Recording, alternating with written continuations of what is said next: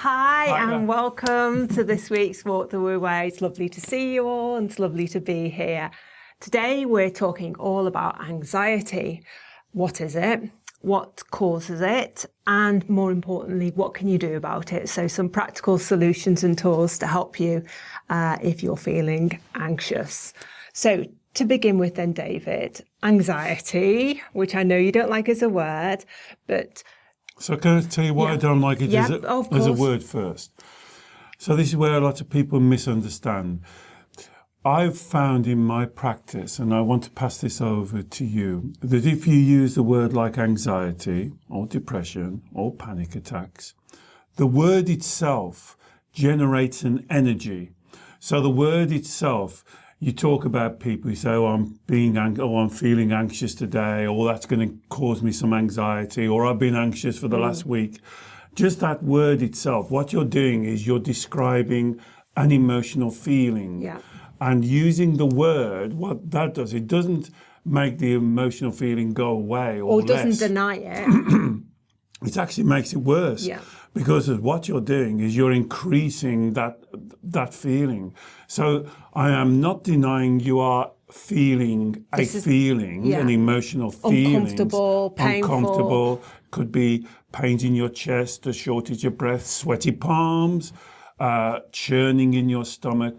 These are real feelings. I am not denying those. But what I am saying is giving them an emotive label such as anxiety just makes them worse, just builds them up and builds them up and builds them up, because that word anxiety has got a lot of connotations in our society, and it almost makes the original situation worse. Sorry to keep on talking, but I'm going to say, plus it gets you confused, because then you concentrate on the anxiety, the feeling, instead of concentrating on what created the feeling. And so I guess what you're saying is the same principle of not focusing on the label or not talking too much about the label. So that would include anxiety. Would it also include generalized anxiety disorder, Absolutely. which is a kind of relatively new label that a lot of people are saying, I'm suffering from generalized anxiety disorder. We're also talking about worry, panic attacks. So we're talking it's a red light emotion. To me, we're talking about any emotional feeling. Yeah, okay. I would much prefer you to try calling it a red light feeling. Or if it's a good emotional feeling, a green light feeling. And we accept those uncomfortable feelings can be very debilitating. We're not denying that. Well, there can be, of course. I mean, if you allow them to be. Well, if you're suffering though with those feelings and they're very intense, and you don't do anything about it, and you don't do it, then they will affect your life. They will. There's no. Absolutely. So we're talking about, not only physically draining you of energy. So you might get, the hormones that are released when you feel anxious kind of put you on edge, but then there's the kind of down. So it drains you of energy, keeps you awake at night. You start avoiding situations that you're feeling anxious or worried about. And if ultimately living with anxiety and not doing something about it, not seeking support, not seeking a way out of it, does affect your life and your life potential. Because what it's doing there, as everything that you've described, Alex, is absolutely right. But if you think about that in general, what it does, it reduces everything in. It pulls you in. It restricts you. And so what you're doing is restricting yourself to take any risk, to live your life naturally, to live your life spiritually, to be the best that you can be. And if you carry on restricting, you end up not wanting to go out, not wanting to meet people, not wanting to have a social life, not risking people, worrying about what people think about you, worrying about what's going to happen at work. It becomes more and more restrictive. And this is the nature of the mind. This is what the mind is down. To close you down, to keep Lockdown, you protected. perception of I need to do this to be safe. That's right. Because something bad's going to happen. So let's just step back a step. This is the problem when you concentrate on anxiety as the feeling. You miss what is creating it, your mind. Okay. Remember, you are the creator of your emotions, not the victim. That's why I prefer to call it a red light, because it's telling you in that moment, your feelings are flashing up and telling you are thinking or believing incorrectly. Okay. In that moment. So if we're talking about what causes these red light feelings now, I mean, a lot of people know that this concept of anxiety is caused by this fight, flight, or freeze response to, it's like an inherent chain reaction with us that responds to situations. And so, you know, what if I say to you, David, I'm feeling really anxious and it's got nothing to do with me. It's everything that's happened around me. There's, you know, things could go wrong. I'm worrying about this happening. I'm worried about something else at work. I'm worried about nuclear war kicking off. I'm just totally anxious, and it's got nothing to do with me. It's like external stuff causing this fight or flight freeze reaction. How does that fit into the model you're talking about? Well, if I heard you say that, I would say you're contradicting yourself. Okay. Because that stuff outside of you, excuse me, I've got a bit of a frog in my throat. That stuff outside of you, you've got to ask yourself, can you do anything about that? Mm-hmm. And if the answer is no, then I've got to ask you, why are you thinking about that? Mm-hmm. Why are you connecting your thoughts to those things that you haven't got anything to do with? You can't do, let's talk about nuclear war. Yeah, okay. You can't do anything about nuclear war. Why are you concentrating your thinking on nuclear war? So what you're saying is, don't try to control the uncontrollable, because that then puts you on a carousel of overthinking and strategizing. Well, I would ask a different question. I would ask, why are you trying to control the uncontrollable? I guess because my mind has convinced me that somehow if I spend all my time thinking about it, that it's somehow going to make it better. But actually, logically, of course, it's not. And that's what I mean. It's illogical. It's like, what's the payoff? There's no actual payoff in a situation like that. Where I don't see any payoff there, you see, because exactly what you said, that's what people said. Well, if I keep thinking about it, it's going to somehow change it. Well, it's not going to change it. Yeah. You're not going to change it.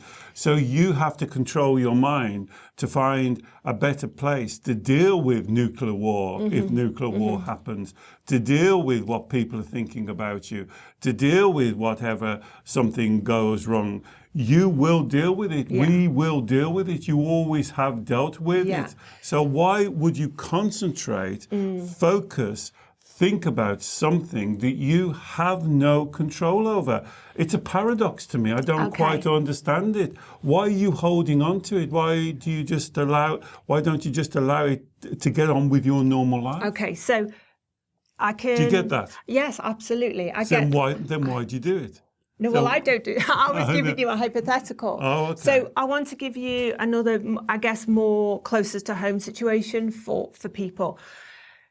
I think everyone can say, okay, I can't do anything about nuclear war. Right. So I'll step away from that. Right. But what about, I've got a problem at work, and I can see in the near future I'm potentially going to be made redundant. I'm kind of can't stop thinking about it. The more I think about it, the more concerned I'm getting, the more I'm, lying awake at night worrying about it. But potentially I'm doing this because I do believe there's something I can control about the situation. However, it's making me feel very, very anxious. So what can you control about that situation? Okay. So that's what I would say is, look at the situation. What can you control? Yeah. So, for instance, if you said, I can't control there's anything about Yeah. it. It comes from abroad. They're yeah. making 20 people redundant. It could I be guess me. So I would say then is now start to think about what I can do. Exactly. Okay. Exactly. I guess ultimately, people's fears around those such situations, whether it's something terrible happening, say with your job, or something really bad happening in your family or with a relationship, it boils down to the belief that they're not going to be able to cope. If the worst does happen and your kind of monkey mind's throwing all these worst case scenarios at you and, oh my God, it's going to be terrible. Ultimately, it comes down to the fact that people believe they can't cope. I'm not going to be able to cope if this happens. It's going to be a disaster. That's one of the three lies we talk about, isn't it? I'm not good enough, I can't cope, and I'm unlovable. But if you think about it, all those three lies are just a nonsense. Yeah. Just take I can't cope. Just look at your life, however old you are, just sitting here. Mm-hmm. Look at everything that you've managed and cope with, right from school days, right from, I don't know, exams, being bullied, not getting on the football team, losing your first partner and not passing your exams, not getting the job you wanted, you've always coped. Look at the evidence in front of you. You've always coped. You always will cope. All we're talking about is how you cope. Now, you can either think the worst, that's negative. Here's the law of attraction. What you think, you attract. So if you're looking around for all of the negatives, you're more likely to attract it. You will still cope, but you won't cope well. It's almost like you're on the back foot, aren't you? You're absolutely on the back foot. All this kind of thinking and worrying, it kind of drains you of your creativity and your energy and your capabilities to an extent to be able to cope when, things do go wrong, and things will go wrong. It's like your battery is not fully charged and ready. Drawing in, you're putting up the barriers. Yeah. You're trying to protect yourself from all the perceived harm. If someone said to me once, I thought this was good, can you remember, whatever today is and whatever the time is right now as you're watching this video, can you remember what you were worrying about this time exactly 1 year ago? Yeah. It's gone. You've moved on. And that's what life is. We always move on. We find a way through it. And you know what though? If we're really worrying about something and we get through it, and I know you've said this to me, we get through it, and then we go and find something else to worry and we about. don't acknowledge the fact Exactly. that all these worst case scenarios that we thought were going to happen, which didn't come to fruition, we never look back. The monkey mind never looks back and says, oh, you know what? I was wrong then. I was totally off the mark then, thinking that all these worst case scenarios are going to happen, because actually none of it happened. But the monkey mind never does that, does it? Right. It just jumps onto the next thing to start worrying about. So ask yourself this question, just as Alex says, when has the monkey mind ever apologized to you? When is the monkey mind saying, oh my God, I know I racked up those 5 problems and none of them have worked out. I'm so sorry. It won't happen again. It doesn't. It just goes and finds another 5 problems to worry about. And you're on the carousel of despair, going round and around and around and around. And of course, this then, go back to the original question, this then produces what you may call anxiety, red lights, uncomfortable feelings. You are on the carousel producing these feelings, and then everybody wants to concentrate on the feelings instead of sorting this out. And you can sort this out relatively easily. Stop your mind from doing these tricks and projecting ahead, creating the monsters. I'd love a better name for this. Put down a better name.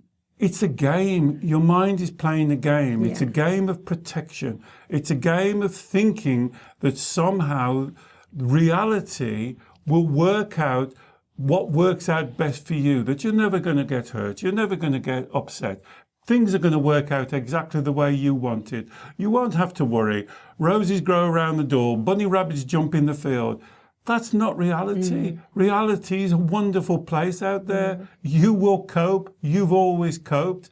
And if you change your mindset today, watching this video, change it right now, your feelings change.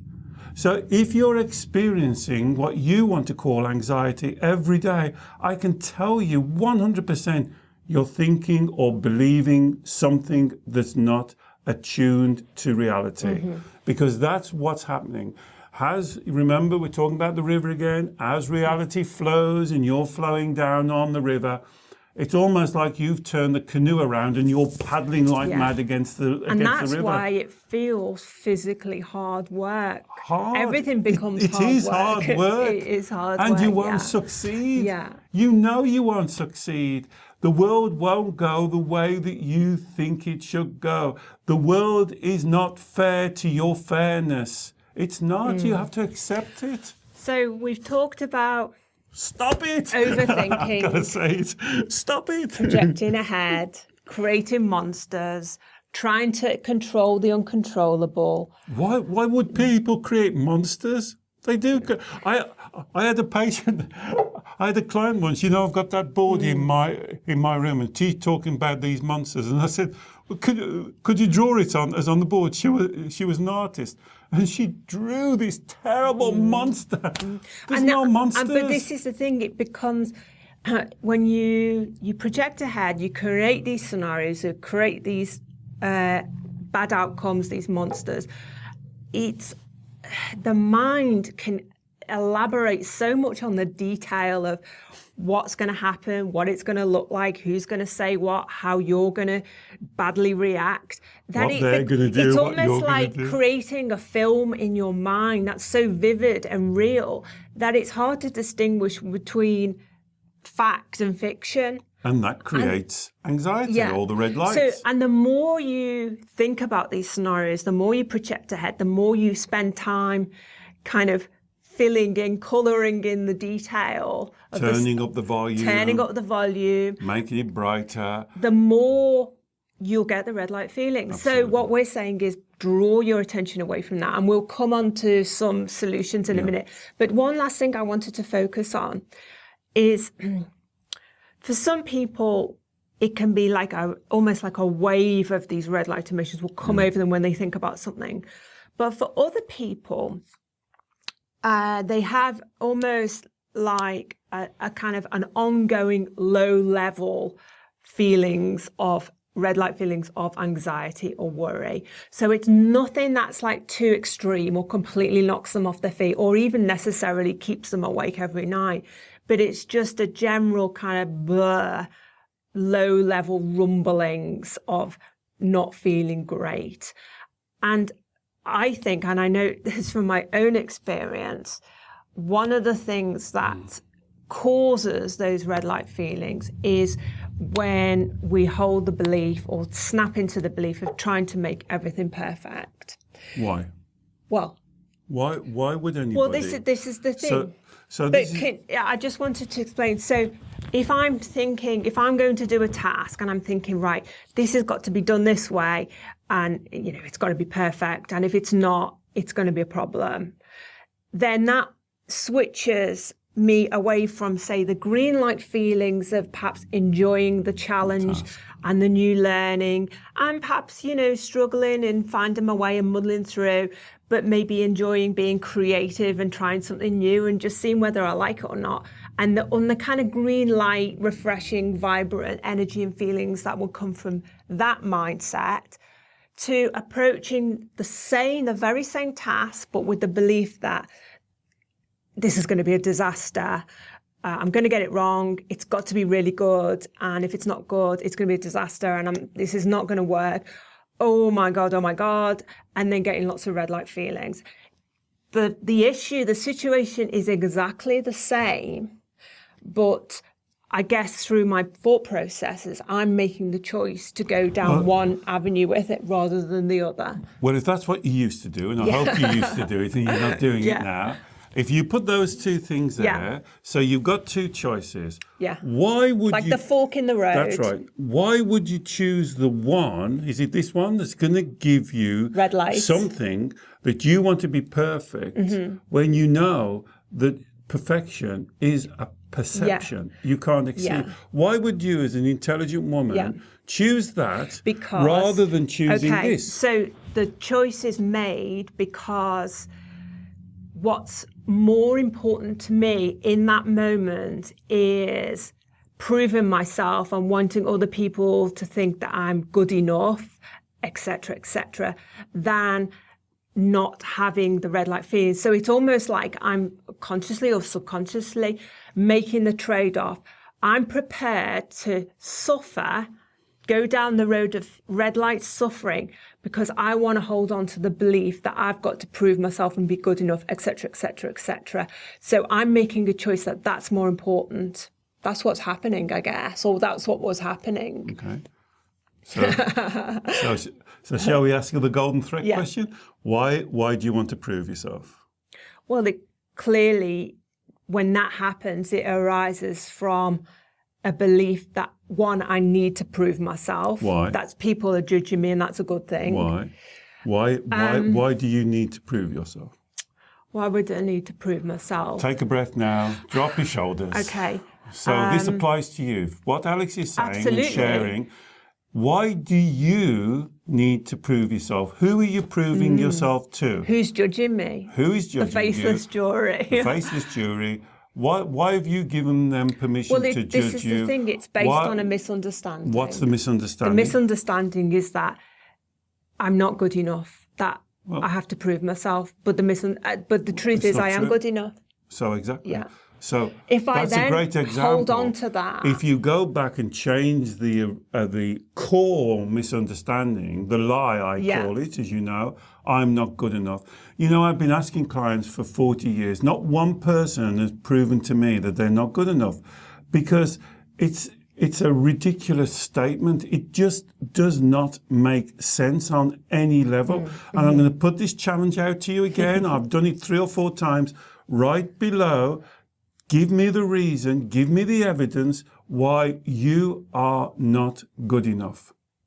Write it down or email it to me if you don't want to share it in public. It is not true, because what you're doing, you're falling into the trap of comparing yourself with others. It doesn't make sense. And exactly what Alex has said, when you trace the golden thread right down to the core, it's always based on a lie. So I'm going to say something really strong now. Every red light feeling is based on a lie. Change the lie, you change the feeling. So the lie being, I'm not good enough, I can't cope, I'm unlovable, or I have no value. If you've got one or all 3 of those lies, you will create intense red light feelings or anxiety, worry, develop depression, a panic attack. Or as you say, low level background, low red level light red light feelings. Yeah. And that's why the red light feelings are not your enemy. They're doing a really valuable job for you. They're telling you, they're screaming out at you. Listen to what I'm going to say now. You're thinking wrong. You're thinking wrong. Okay. Change your thinking. Well, what about the people who say, you know what, David, that's all well and good, but I'm different because I'm just a born worrier. I've been like this. I've been like this since I was a baby. You know, I can't remember a time when I wasn't a born worrier. So it can't be about my beliefs or lies, because I've always been like this. Right. So I'm surprised you were born then. So you was in the womb, it was time to come out, you'd be lying in the womb saying, I don't know whether I'm going to get down this birth canal. You'd be worrying. Hold on a minute. Hold on, let's get something sorted out before I go out there. Let's see the contract. Let's see the care contract. No, but seriously, there was, when I first started, there was quite a strong trend that's saying that emotions were passed down through the genes. That's kind of been not so strong now, although some people still believe that. Some people believe it's been passed on from former lives. Yeah, but that's a whole other story. That's a whole other story, which I'm happy to go into. It's learned behavior. Yeah. So childhood environment. It's childhood environment. I'm just like my mother. Or I'm just like my dad, or I'm just like my grandma, or something happened to you during your childhood and it's how you reacted to it has created your belief systems. Okay. Your belief systems are yours. Own your belief systems. Not what you would like them to be. And here's a big difference. If I can get this across, I haven't done this teaching before, so let me give you this teaching. Most people, when you hear this, you will say, I know that. I know my thinking is wrong. You'll acknowledge it. You'll listen to me and you'll nod your head and you say, yes, that's right, David, my thinking is wrong. But you don't change it.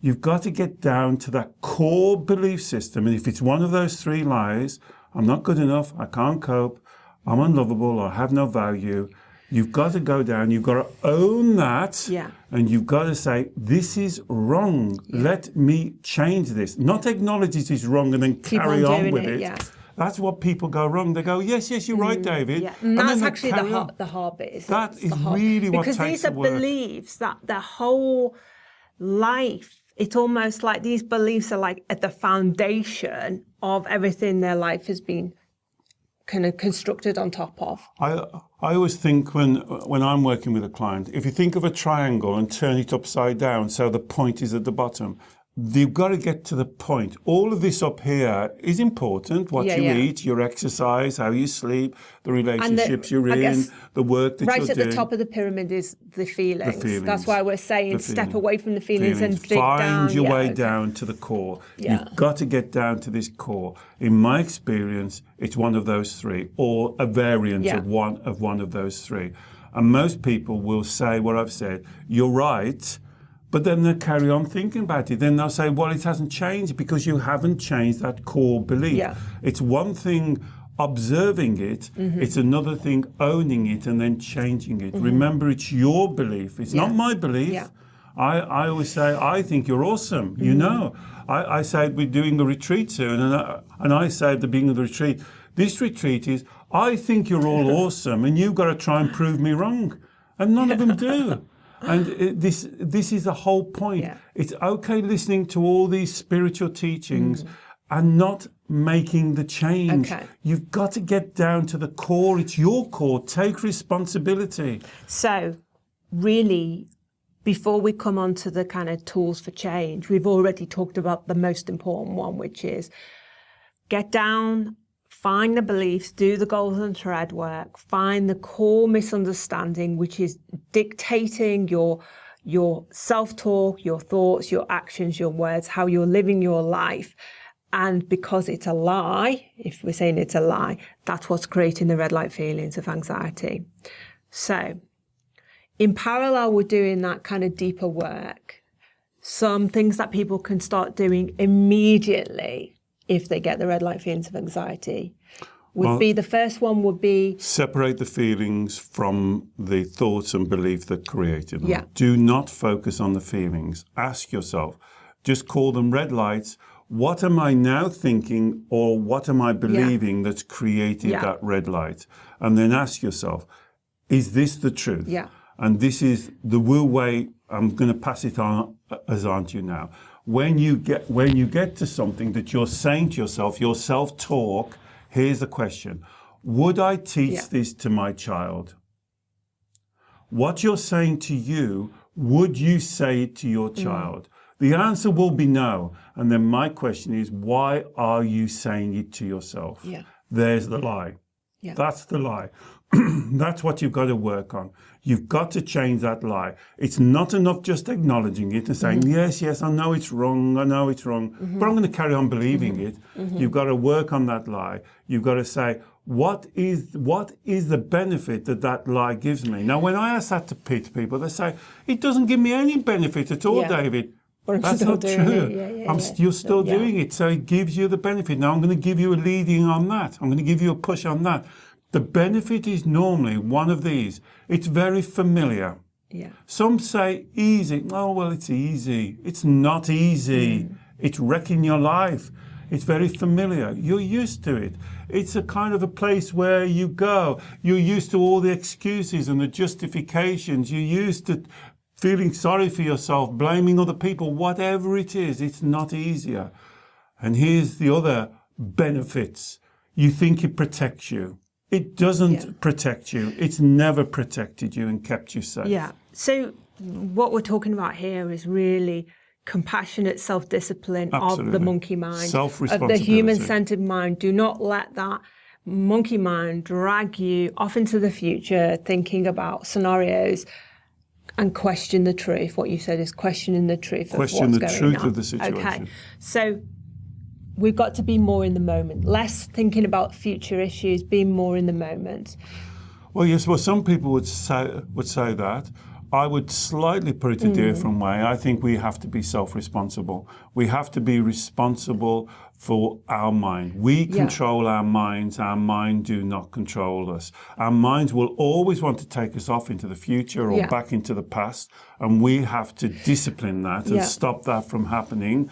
As Alex said, be truthful with yourself, even if that truthfulness is a bit uncomfortable at the beginning. But that's the best place to start from. Start from that element of truth. And I think this term, to me, I always find this idea of self-responsibility very kind of empowering, and I personally really like it, because a lot of people might misunderstand what we're saying, and that, well, you're saying be more in the moment, don't think ahead, don't overly strategize about stuff. Well, that's being careless. But no, we're not saying that. We're not saying don't be appropriately mindful of future situations, particularly if they're going to affect your life.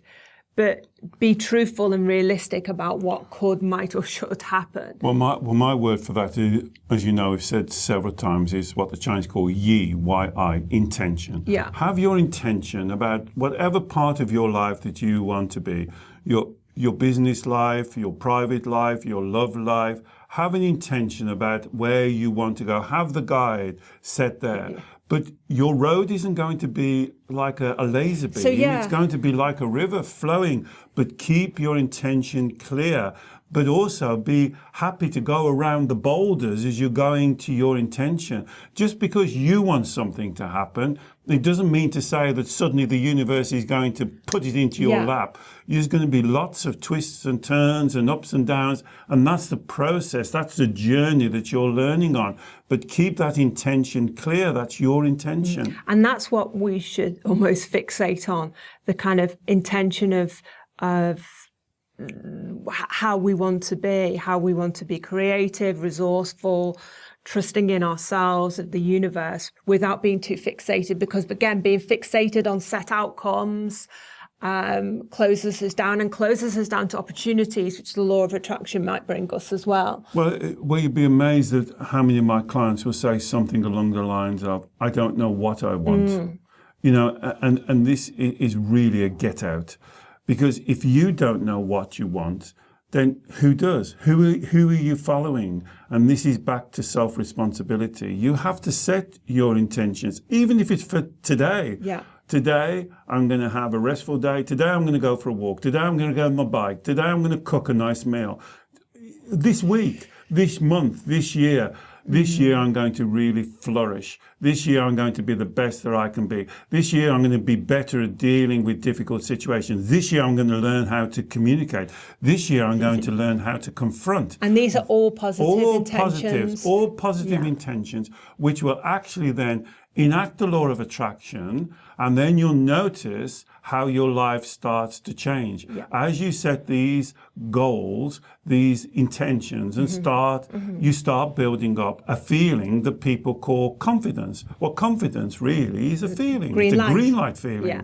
So as you said, like today, today I'm going to tidy the house and cook a nice meal. After you've done that, you'll start to get a green light feeling because you've achieved something you've set out for. Set out today, set out this week, set out this month, set out this year.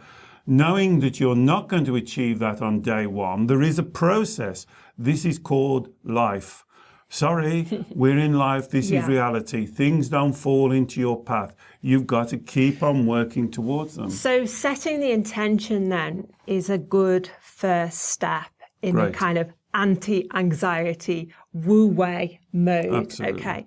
So what is it you truly want to do? So not a lie. So here's what the attention. Not to say, I'd love to live in a world where nobody argues, everybody agrees with me. Everyone loves me. No one says anything bad about me. Well, that's not realistic. So your intention has to be truthful and realistic. Yeah. So once we set the intention, then we have to then let it go. We then have to practice allowing, because the flip side of that is then trying to control the uncontrollable, which we've already said is the fast track to this path of the red light feelings anxiety. So we set the intention and we then work towards it. And we sow the seeds, and then we basically hand it over to the universe, but we remain ready, able, capable, and trusting in ourselves. I just need to clarify this thing, because I know a lot of people get this wrong. What you just said. We hand it over to the universe, but we don't say, well, I don't have to do anything. That's me now. That's off me. The hook. It's just going to come to me. You set your intention and you work towards it. Yeah. Now you're working towards it, knowing that it's not going to always work out absolutely the way that you want it to. But you keep your intention clear, and then as things come into your way, I'm going to use the analogy of the stream again. As you reach a boulder, you find a way around it. These are your learning experiences. This is when you learn, when you find a way around these difficulties.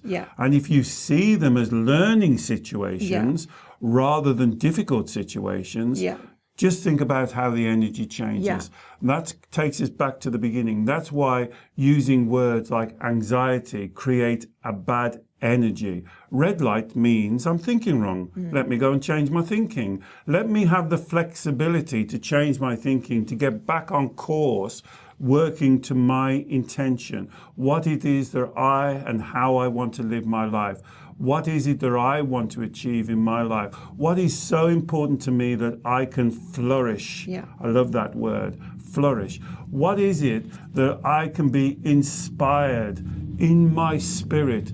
What is it that I can be authentic? What is it that I really want to think about myself? And that could be making money. That's nothing wrong with that. Could be helping people, could be being a good mother, a good husband, could be enjoying your job, could be a good gardener. It doesn't matter what it is. It's what's important to you. And I mean, we're absolutely clear on the intention stuff now, but then this trusting in ourselves, for me, that's a real powerful thing, because if I just kind of fully take on board and acknowledge, you know what, whatever happens, whatever the outcome, and it will be expected or unexpected, regardless, I will cope, I'll manage, of course you will. I'll get on with it. You always have to. And it's so releasing to just accept that truth, that whatever happens, we'll manage. And that's the truth of the situation. So it might be a difficult situation, a divorce or a redundancy or a loss of someone, but you'll cope. It might upset you for a few weeks, and that's okay, and you sit in your upset, but you'll get through it. You always have done, and you always will do. And the final thing I wanted to talk to you about is a lot of people, when they're concerned, anxious, worried, fretting about future outcomes or problems they're faced with now, avoid. They close themselves down. They don't want to confront the situation, and that actually just makes it worse. And it not only makes the situation worse, but it also makes the red light feelings worse. Well, avoiding is that energy of closing down. So I'm always trying to help people I work with confront, not confrontation. So you confront the situation, people, circumstances, difficult issues. You go and confront them. But you don't have to have a confrontation. You know, a confrontation needs two people. So if you refuse to argue, lose your temper, get frustrated, all of that, you will not have a confrontation. But you will confront the issue. So this takes practice. This is part of the journey. And this is part of when you're going through the healing process and changing your beliefs. This is one of the most important things to change.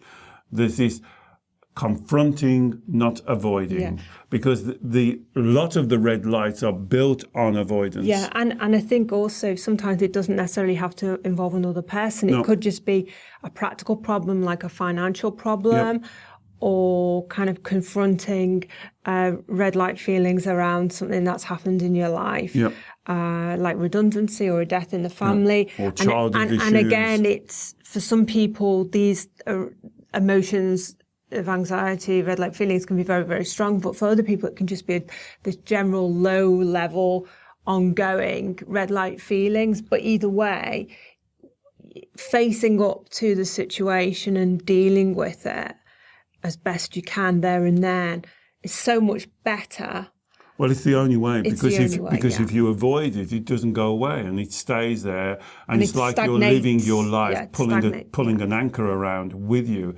You have to go and deal with any situation, as Alex said, whatever situation it is, whether it's with your family, whether it's with your partners, whether it's at work, whether it's something you've been putting off, go and deal with it now. In fact, wouldn't that be a great intention? If there's something that you've been putting off because you think it's going to cause an argument, or it's going to upset somebody, or it's going to spar something. And it's been giving you red light feelings. Giving you red light feelings. Why don't you make a good intention now that this week... Today. Or today, yes, if you want Make to. the intention today. Yeah, today, make the intention right now as you listen to this video. This week, I will go and confront that issue and sort it out to bring it to a conclusion. And then guess what? The red light goes away. Quick as that. Yeah. Let us know how you got on.